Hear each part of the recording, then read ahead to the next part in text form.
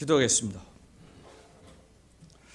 가장 선하신 뜻대로 온 세상을 통치하시는 아버지 하나님, 죄의 본질을 갖고 있는 저희들에게 사망 권세 아래 종노릇함으로 죽음의 자리로 갈 수밖에 없는 저희들을 주님 십자가에 흘리신 보혈의 공로로 생명의 자리로 아버지의 자녀로 삼아주심으로 오늘 주님 앞에 나와서 예배를 드릴 수 있는 귀한 시간을 주심을 감사합니다.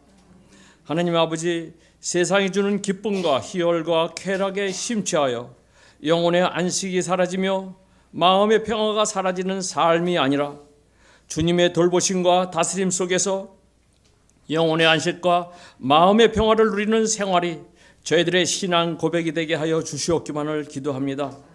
6월달에 대선을 앞두고 있습니다. 정치적인 이득을 얻기 위하여 국민들 가운데 분열과 분노를 조장하지 않으며 정말 이 나라를 이끌 수 있는 능력 있는 지도자를 주님께서 드러나게 하시고 자유민주주의를 바르게 세우고 모든 국민을 한마음 한뜻으로 묶어내는 지도자가 선출될 수 있도록 주님이 주장하여 주시옵소서.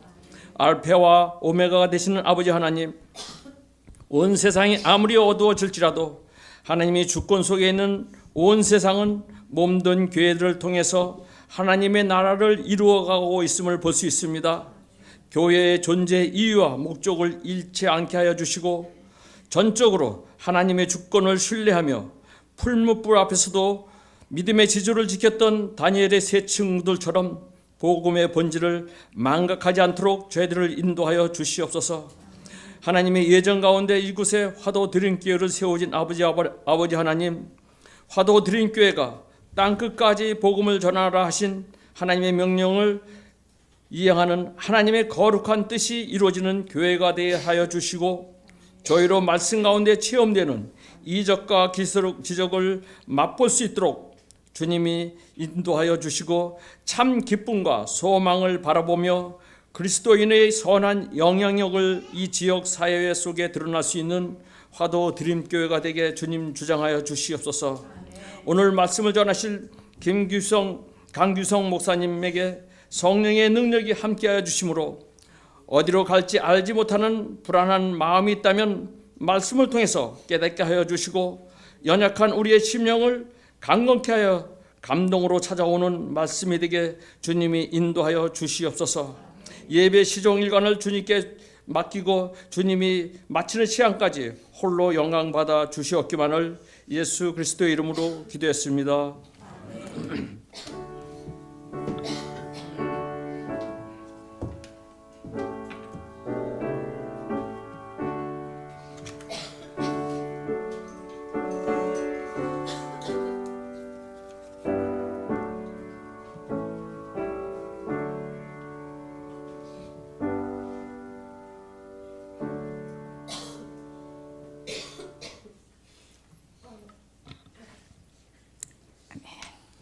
오늘 말씀입니다. 창세기 1장 26절에서 28절, 2장 7절 이렇게 두 군데인데요.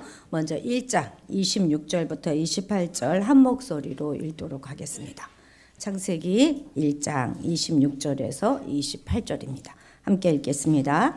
하나님이 이르시되 우리의 형상을 따라 우리의 모양대로 우리가 사람을 만들고 그들로 바다의 물고기와 하늘의 새와 가축과 온 땅과 땅에 기는 모든 것을 다스리게 하자 하시고 하나님이 자기 형상 곧 하나님의 형상대로 사람을 창조하시되 남자와 여자를 창조하시고 하나님이 그들에게 복을 주시며 하나님이 그들에게 이르시되 생육하고 번성하여 땅에 충만하라 땅을 정복하라 바다의 물고기와 하늘의 새와 땅에 움직이는 모든 생물을 다스리라 하시니라. 아멘. 2장 7절입니다.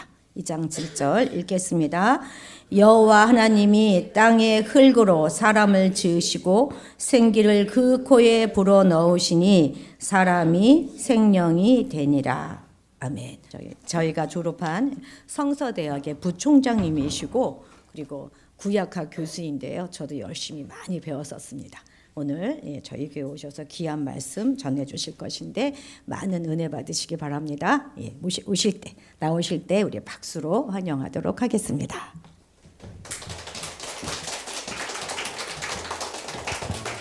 반갑습니다.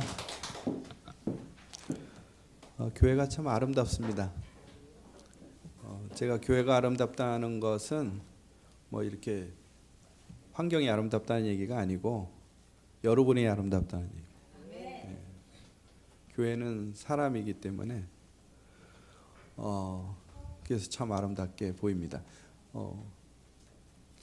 제가 33세 목사 안수를 받은 것 같은데요. 그 이후로 또 교수가 된 지가 지금 23년이 돼서 여러 이제 그 교회들을 방문하게 되는데 이런 교회는 처음 봤어요. 왜냐하면 어린 아이들이 와서 반갑게 맞이한 교회는 이 교회밖에 없습니다. 전 사실은 너무 감동받았어요. 이렇게 나온 것 같은데, 네, 고마워.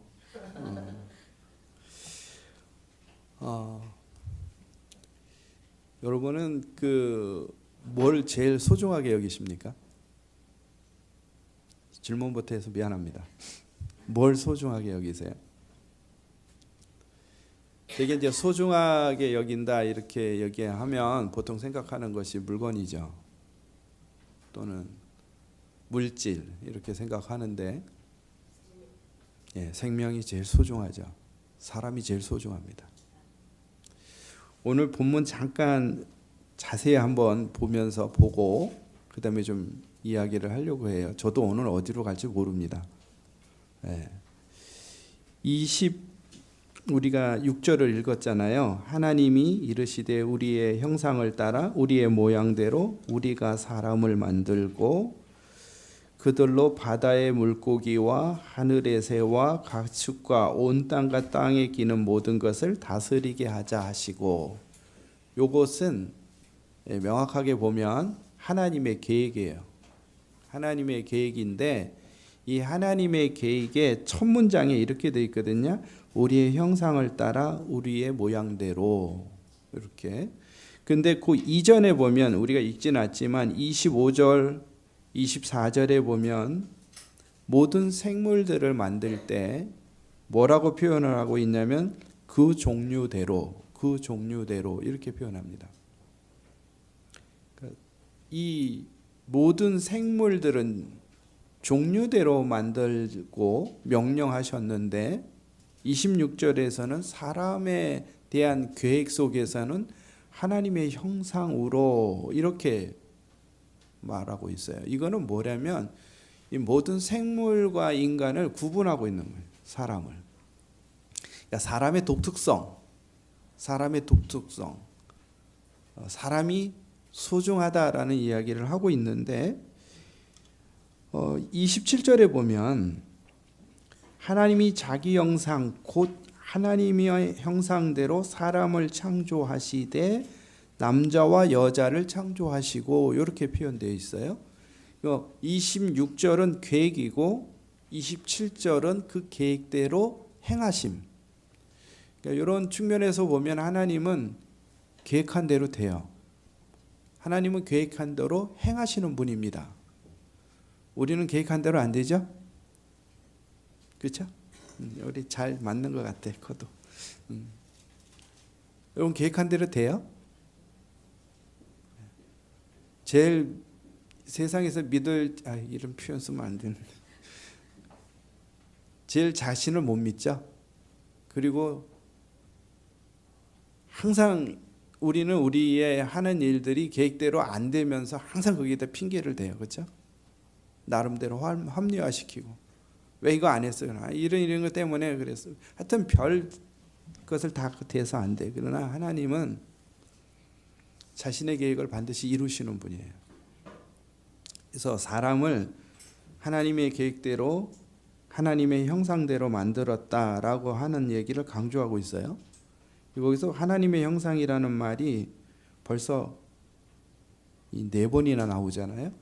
사람이 하나님의 형상이라는 것은 이 짧은 구절 안에 4번을 강조하고 있어요. 이건 굉장히 우리가 생각해 볼 여지가 있는 거죠. 근데 여기에 좀 독특한 게 하나 있네요. 뭐가 있냐면 사람을 창조하되 사람을 또 설명해요. 뭐라고 설명하냐면 남자와 여자라고 설명을 하네요. 이상하네요. 어떻게 사람이 남자와 여자라는 걸 모르는 사람이 있나요? 없죠. 근데 여기서 굳이 이 얘기를 하고 있네요.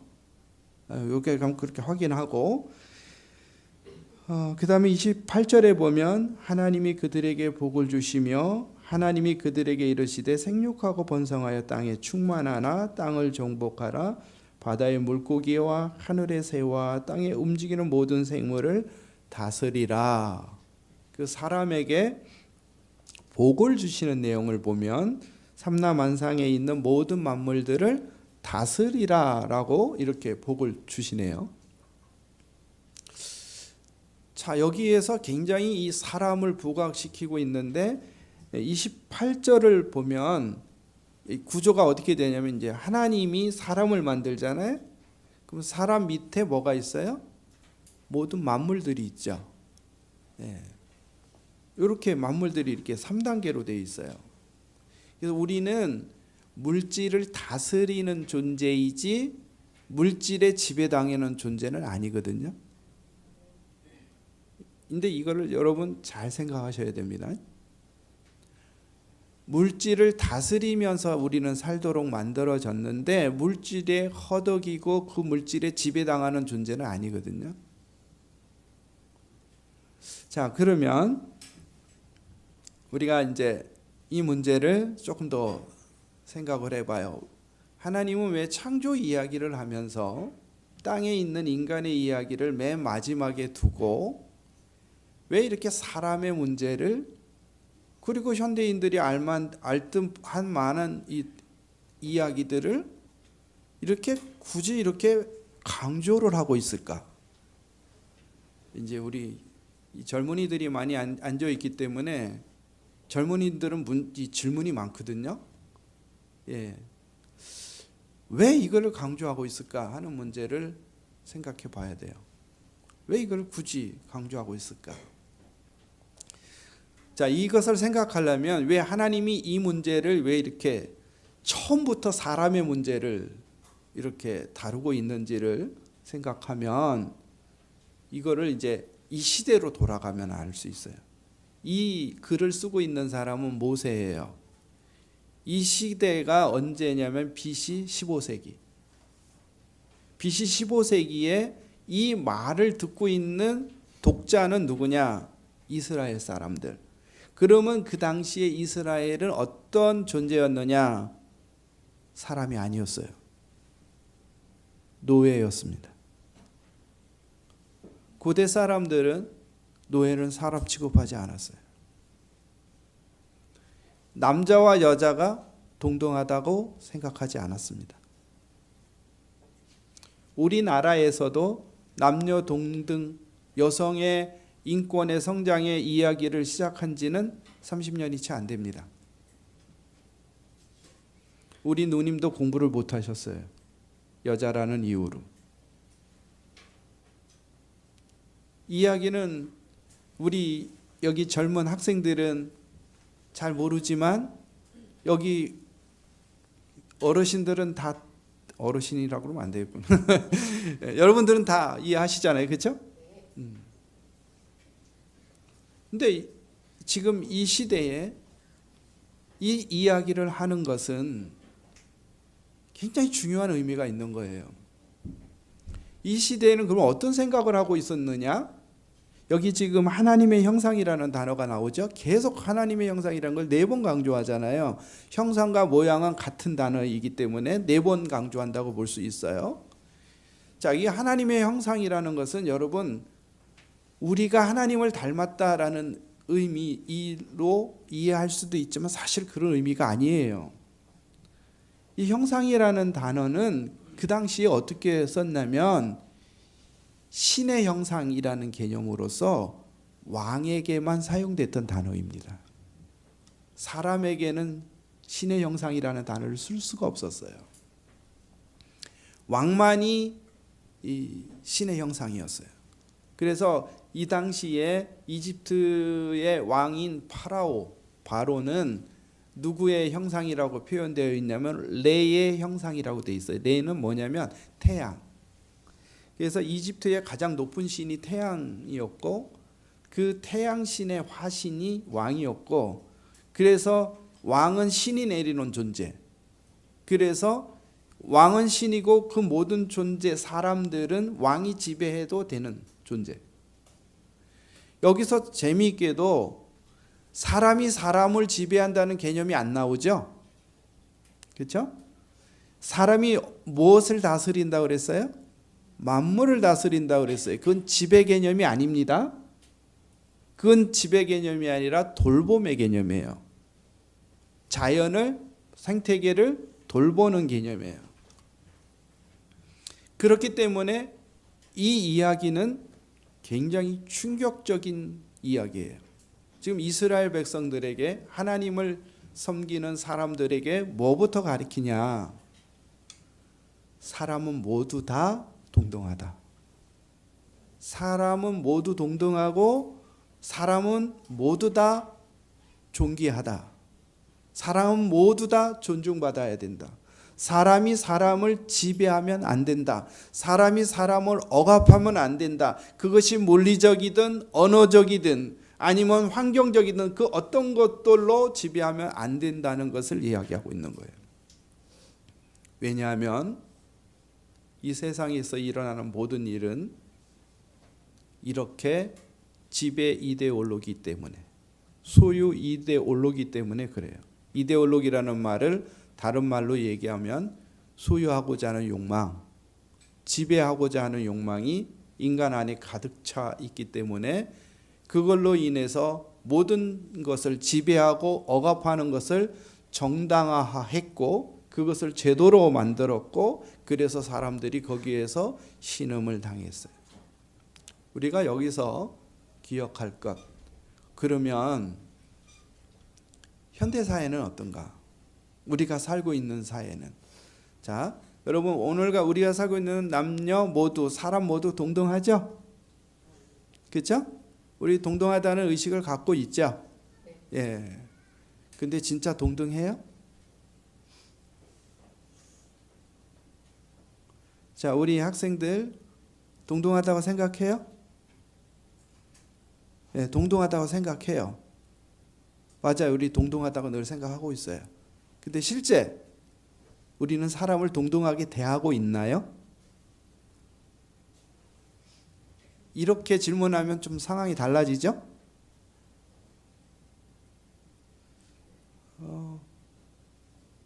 우리는 동등하게 대하지 않는 것을 차별이라고 그래요. 그렇죠?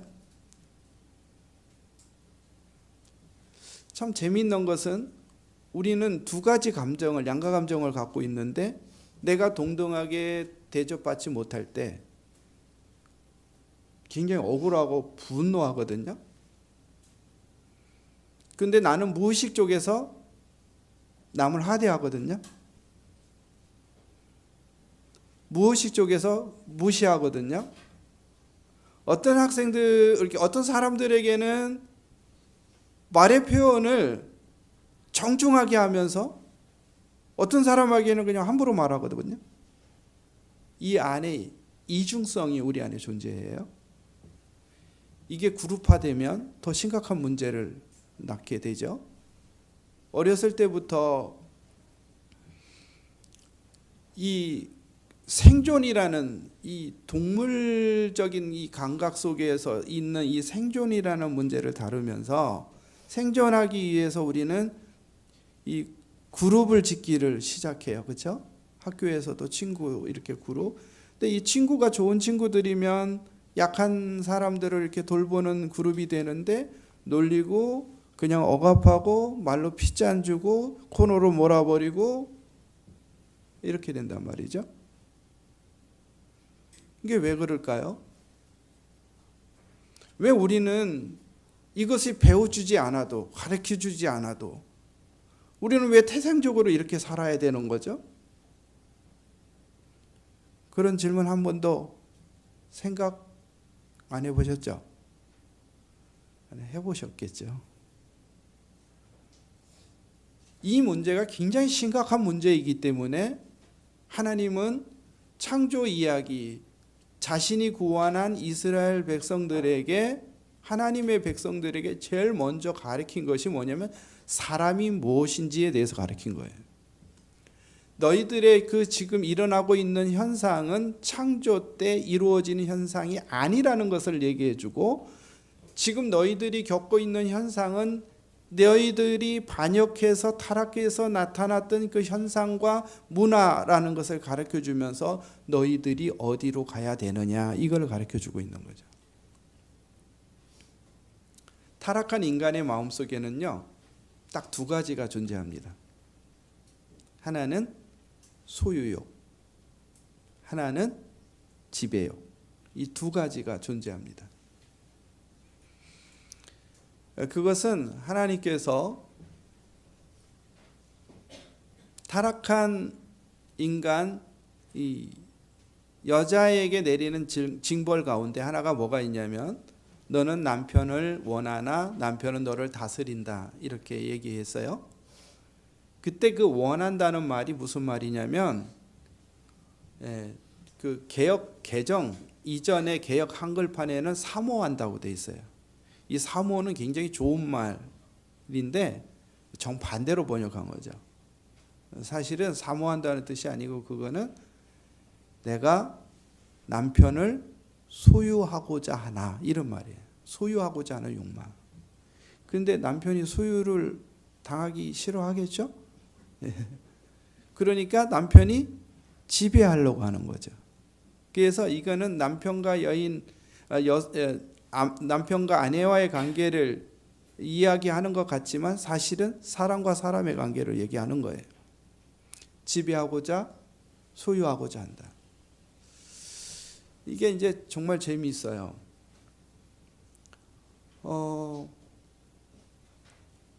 아이가 막 태어나서 교육도 받기 전에 뭘 하나 사서 주고 엄마들이, 아빠들이 실험을 하죠. 이건 누구 거야? 그럼 대답이 뭐죠? 내 거야. 제일 먼저 인간이 배우기 시작하는 게 내 거야, 내 거야. 그리고 물을 엎질렀어. 이거 누가 엎질렀어? 아빠가, 엄마가. 제일 먼저 언어를 배우면서 나타나는 현상이 남 탓, 그리고 내 거. 이제 한 명이, 그리고 엄마 아빠들이 더 진짜 학생들을 가리키다 보니까 언어가 좀 거칠어서 그래야 소통이 되는 부분이 있거든요. 근데 엄마 아빠가 정말 나빠요. 그치, 나쁘지. 여기는 조금 이렇게 정도를 이렇게 좀 조절하네. 나빠요. 왜 나쁘느냐? 처음부터 이상한 교육을 해요. 아이가 되면 엄마가 좋아? 아빠가 좋아? 편가르기 하는 거죠. 일단은 편을 먹어야 되잖아요. 그렇죠? 둘째가 태어나기를 기다리죠. 이제 첫째가 어쩌고로, 이 아이들은 힘의 균형의 논리에 따라서 엄마가 이건지 아빠가 이건지 그거 봐가지고 이제 붙잖아요. 그러면 둘째가 태어나면 어떻게든지 한쪽 이렇게 붙어야 되니까, 그렇게 자란 아이들이 어린이집과 초등학교에 가면 무엇을 자동화시켜서 할까요? 내가 인정받고 내가 그 그룹 속에서 생존하기 위해서는 내가 힘을 가져야 된다는 자동화된 논리들을 갖게 돼요. 여러분들이 교육시키는 이유가 뭐죠? 아이들을 양육하고 우리가 소위 출세하려고 하는 이유가 뭐죠? 그 힘 때문에 아닌가요? 그 힘 때문에 그래요. 힘이 나기를 지켜준다고 생각하기 때문에. 돈이, 아니면 그 사람의 사회적 신분이, 그것이 또 네트워크를 연결하기 때문에 너는 성공해야 된다.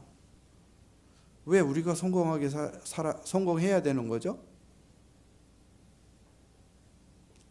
자, 오늘은 별로 그렇게 기쁜 소식들은 아닌 것 같은 설교를 들을 수도 있을 것 같아요.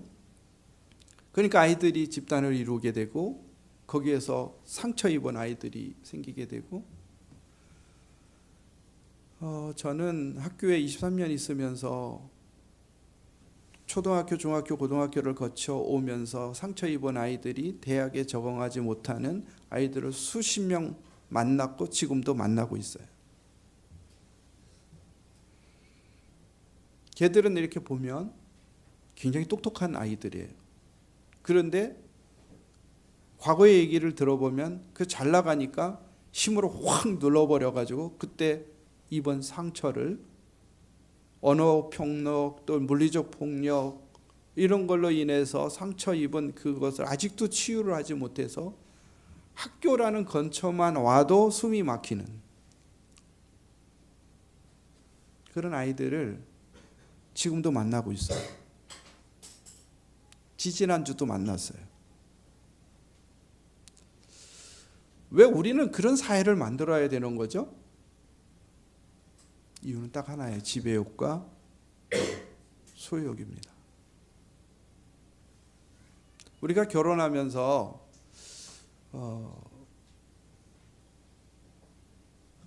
그 결혼하고 신혼여행을 갔다 오면 그 친구들 참 나빠요. 좋긴 한데 다 좋은 거 보고 나쁜 것만 얘기하는 거예요. 이렇게 얘기해요. 야, 전부터 꽉 잡아라.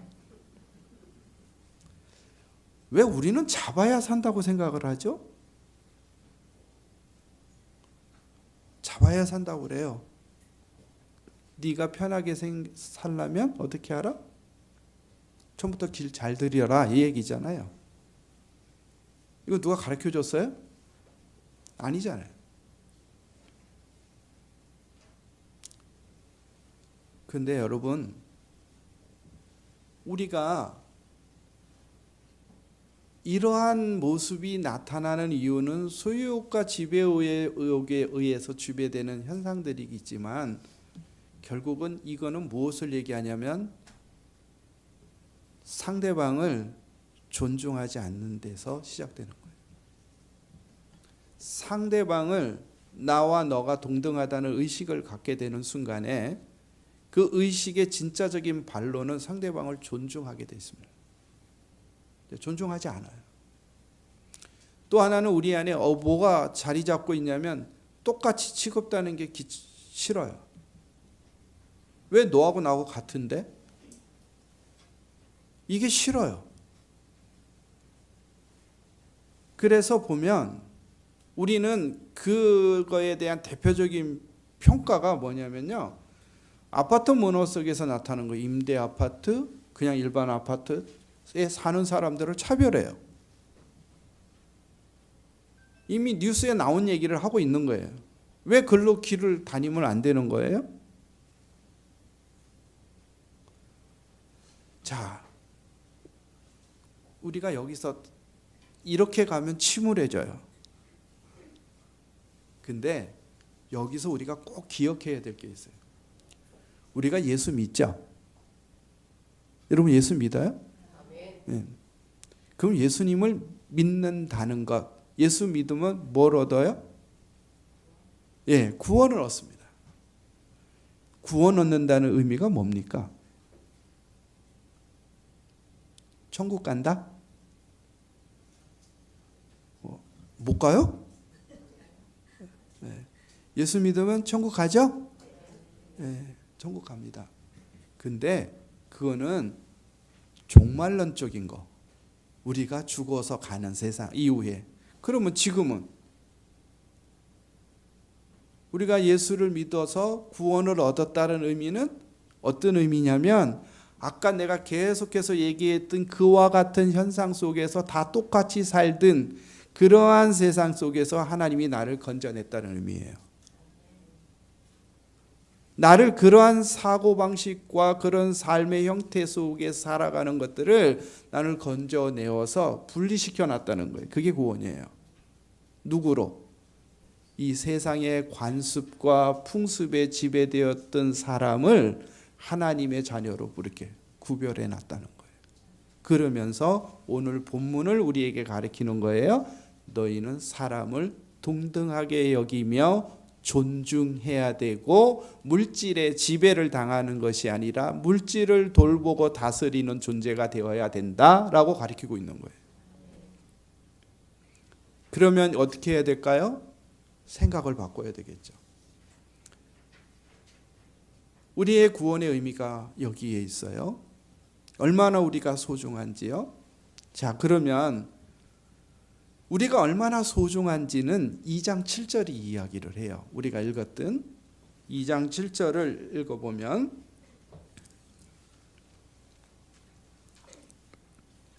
하나님이 이건 1장 27절이고 2장 7절에 보면 여호와 하나님이 땅의 흙으로 사람을 지으시고 생기를 그 코에 불어넣으시니 사람이 생명이 된지라 이렇게 되어 있죠. 이 문장을 다시 볼게요. 하나님이 지으셨다 이렇게 되어 있어요. 하나님이 지으셨다. 자, 하나님이 만들었다 안 했죠? 하나님이 만드셨다고 얘기 안 했어요. 지으셨다 그랬어요. 지으셨다. 그러면 이 지으셨다는 말이 뭐냐? 이거는 토기장이가 예술 작품을 질 때 흙을 사용하는 것을 얘기해요. 그래서 하나님이 우리를 만들 때 막 만들지 않았다는 얘기예요. 막 만들지 않고 여기 학생들이 있는데 어렸을 때 이렇게 뭐 만들어 봤어요? 찰흙 가지고? 만들어 봤을 거예요. 뭘 만든지 간에 나름대로 목적을 갖고 그걸 만들죠. 그렇죠? 근데 누군가가 만약에 여러분들이 만든 그 작품을 누가 뭉개면 어떤 감정이 생겨요? 짜증나지. 그치? 와, 화가 난다고. 그러면 자, 우리 거꾸로 생각해 봐요. 그럼 하나님이 사람을 자신의 계획과 목적을 담아서 자신의 작품을 만들어 놨는데 그 작품을 다른 사람이 막 뭉개면 그 작품을 만든 하나님은 어떻게 하겠어요? 어떤 생각을 하겠어요?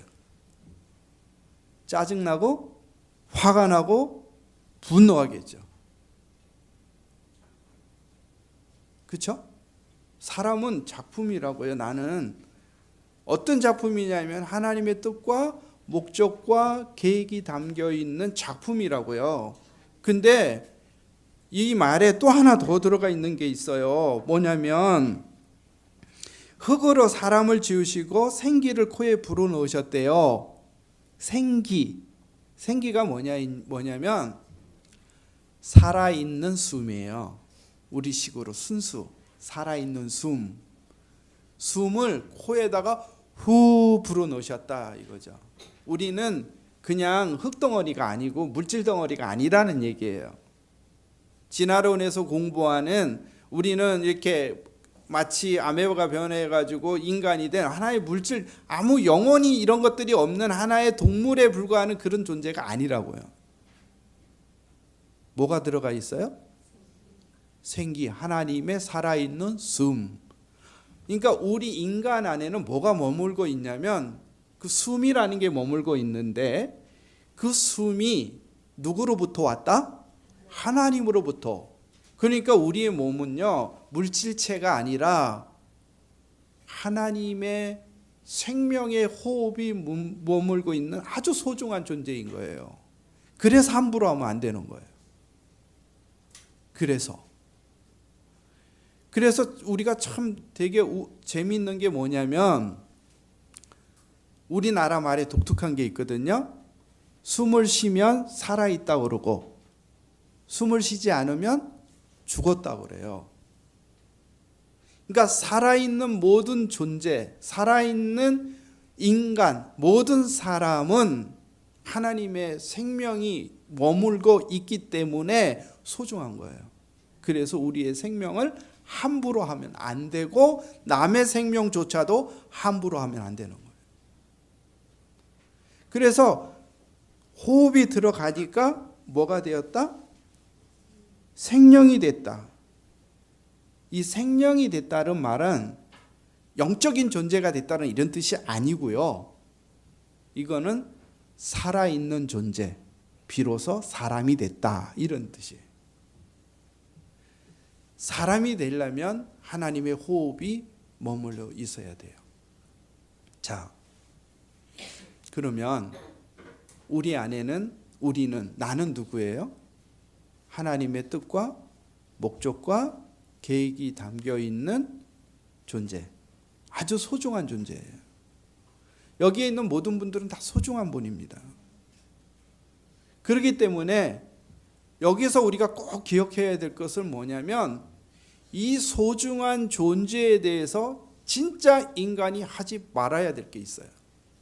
그게 뭔지 아십니까? 평가를 하지 말아야 돼요. 평가. 어떤 평가를 하지 말아야 되느냐? 능력으로 사람을 평가하면 안 돼요. 과거 이스라엘 사람들이 어떻게 평가를 받았느냐? 노예였기 때문에. 노예의 쓸모가 있느냐 없느냐를 뭘로 평가하겠어요? 힘이 있느냐? 일할 수 있느냐? 기술이 있느냐? 뭐가 있느냐? 이걸로 평가하잖아요. 그런 사람들에게 하나님께서 그들을 구원하시고 하시는 말이 사람을 절대 기술과 능력과 이걸로 평가하지 마라. 이렇게 얘기하고 있는 거예요. 이렇게 하면 이제 여러분들이 저한테 질문할 거예요. 이 세상은 그렇잖아요. 그렇잖아요. 지금 이 세상 모두 사람 평가를 어떻게 해요? 능력과 기술과 이런 걸로 사람을 평가해요. 이스라엘이 노예로 있었던 시대나 지금이나 다 동등하게 변함이 없이 사람을 그렇게 평가합니다. 자, 거기서 사람이 느끼는 감정이 어떤 거죠? 비굴함과 비참함, 또 우월함, 이런 것들이 나타나는 거죠. 사람은 소중하기 때문에 오늘 본문은 뭐라고 얘기를 하고 있냐면 그런 걸로 평가하지 말라. 그럼 뭘로 평가해야 돼요? 평가하면 안 된다. 인간은 존재하는 그 자체로 굉장히 소중한 거예요. 그러니까 그러니까 인간이 살아있다는 그 자체가 굉장히 중요한 의미가 있는 거예요. 그래서 조금 어려운 말로 하면 에릭 프롬이라는 사람이 이런 책을 썼어요. 소유냐 존재냐. 그러니까 지금 우리 어린 학생들이 여기 있으니까 부모님들이 여기 계시면 성적으로 절대 평가하지 마세요. 안 돼요. 그렇게 하면. 제가 봤는데요. 고등학교 성적이 대학에 오면 아무 쓸모가 없습니다. 고등학교 성적 가져오라고 하는데도 없고요. 아무 쓸모 없어요. A등급 받는다고 해서 대학에서 A 받는 사람 별로 못 봤어요. 절대 그렇게 하지 마세요. 저는 이런 얘기를 합니다. 공부 열심히 하지 말라고. 여러분 열심히 하지 마세요. 진짜 열심히 하지 마라. 다쳐. 오늘 강사 잘못 모셨죠? 네. 공부 열심히 하면 안 돼요. 공부를 열심히 한다는 의미는 뭔지 아세요? 목표가 있다는 거예요. 목표가 사람을 끌고 갔긴 하지만 장점이 있죠. 그런 면에서 단점이 뭔지 아세요? 그 목표에 도달하지 않으면 좌절과 거기에서 오는 충격이 너무 큽니다. 그리고 더 중요한 거 목표에 도달했다 할지라도 행복은 별로 몇 분 가지 않는다. 그래서 삶을 지속할 수가 없어요. 그 목표는 또 다른 목표를 만들어내기 때문에. 보니까 이제 시간이 끝날 시간이 다 돼간 것 같은데 요거는 얘기하고 하나를 더 얘기하고 싶은데 사실은 요거는 조금 생각해 볼게요. 제가 이런 학생을 봤어요. 우리 학교에서 우리 대학에서 1등을 해. 근데 시험을 볼 때마다 땀을 막 흘리면서 막 바닥바닥바닥 막 뜨면서 시험지를 작성해요. 내가 우연히 그거를 발견했어요.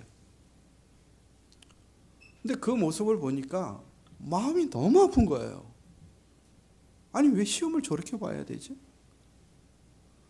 그래서 이제 불렀어요. 너는 1등도 하고 잘하고 그러는데 왜 그러니? 했더니 어려서부터 인정받고 싶은 욕구가 너무 강하게 돼버렸어요. 그 배경을 다 얘기할 수는 없고 얘기할 수도 안 되고, 그것이 그래서 너는 그럼 1등하면 만족하고 기쁘니? 그랬더니 안 그렇대. 난 1등하면 좋은 줄 알았어요. 안 그렇대. 모두가 다 그런 건 아니겠지만, 자 그러면 결론적으로 공부를 열심히 안 하면 어떻게 해야 될까요? 공부하지 말라는 얘기가 아니잖아요. 여러분 지금부터 생각을 바꾸세요. 미안한 얘기인데 공부하는 것을 좋아하세요. 공부하는 걸 어떻게 좋아하냐고요? 목적이 있으니까 좋아할 수가 없는 거죠. 성적이 맺어지니까 좋아할 수가 없는 거죠. 근데 공부하는 거는 사람들이 다 좋아해요. 그게 어떻게 알 수 있냐면요, 이번에 시험 안 본다 그러면 다 좋아하거든. 공부하는 거 좋아하셔야 돼요. 이 얘기는 거꾸로 내가 지금 하고 있는 일을 좋아하라고요. 그거를 즐겨야 된다. 성경은 전도서에서도 그렇게 얘기해요. 미래는 알 수 없다. 과거에 집착하지 마라. 현재 지금 하는 일을 즐기고 그 즐거운 것을 친구와 함께 같이 나눠라. 이렇게 가르쳐요. 그게 행복이다.